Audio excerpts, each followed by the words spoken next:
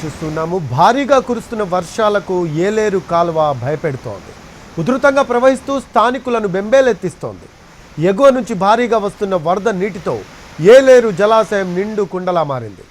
గరిష్ట నీటి నిల్వ 24.11 టీఎంసీలు కాగా ప్రస్తుతం 22.5 టీఎంసీలకు పైగా నీరుంది. 30,000 క్యూసెక్కుల ప్రాజెక్టుకు వచ్చి చేరుతూ ఉంది.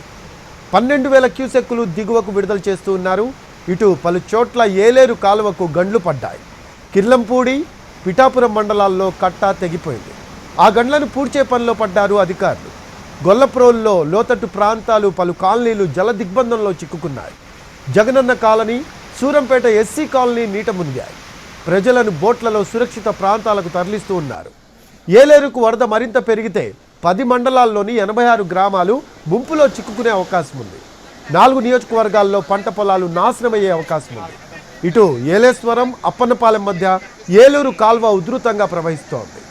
అయితే వరద నీరు బ్రిడ్జిపై నుంచి ప్రవహిస్తూ ఉంది. ఎన్టీవీ స్క్రీన్పై దృశ్యాలు చూస్తూ ఉన్నాం. ఎక్స్క్లూజివ్ దృశ్యాలు. ఏలేరు కాలువ భయపెడుతోంది. భారీగా కురుస్తున్న వర్షాలకు ఏలేరు కాల్వ ప్రవహిస్తూ ఉంది. ఉధృతంగా ప్రవహిస్తూ స్థానికులను బెంబేలెత్తిస్తూ ఉంది. ఎగువ నుంచి భారీగా వస్తున్న వరద నీటితో ఏలేరు జలాశయం నిండు కుండలా మారింది.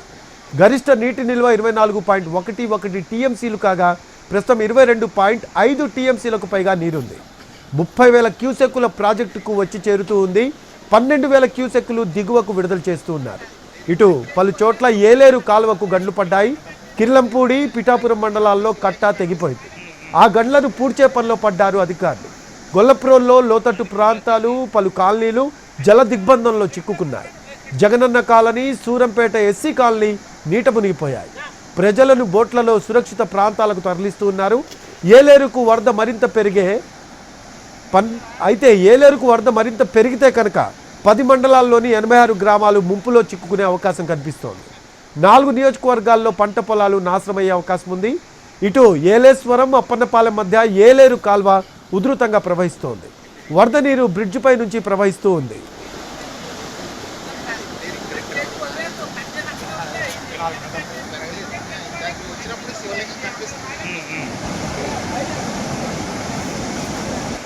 కొమ్ములు తీసి